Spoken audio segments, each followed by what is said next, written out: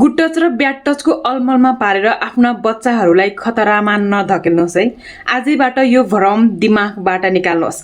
हामी हाम्रा बालबालिकालाई यो राम्रो छुवाई हो र यो नराम्रो छुवाई हो भनेर सिकाउँछौँ, तर म सोच्छु के आजको यो जमानामा कसैको अनुहार हेरेर उसको नियत बुझ्न सकिँदैन। आज मायाको मुखौटो लगाएर आउनेहरूकै नियत खराब भइरहेको छ। त्यसैले अब आफ्नो बच्चाहरूलाई गुड र ब्याड टचको अलमलमा होइन है, कडा सुरक्षाको नियम सिकाउने समय आएको छ। आजै आफ्ना बच्चाहरूलाई स्पष्ट भनिदिनुहोस्, तिम्रो शरीर तिम्रो मात्रै हो। घरको मान्छे वा गुरुले टाउकोमा हात राखेर आशीर्वाद दिनु बाहेक अरू कसैले पनि कुनै पनि बहानामा तिमीलाई छुन पाउँदैन। न चिनजानको आफन्त, न छिमेकी, न कुनै साथी। माया गरेको नाटक गरेर कसैले छुन खोज्छ भने तुरुन्तै नाइ भन र त्यहाँबाट निस्क।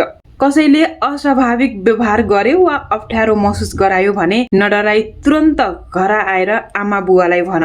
बच्चाहरूलाई सबै मान्छे खराब हुन् भनेर डराउने होइन, तर आफ्नो सीमा आफै तोक्न बलियो बनाउनु पर्छ है। आफ्नो बच्चाहरूलाई लुकाउन होइन, खुलेर बोल्न सिकाऊ।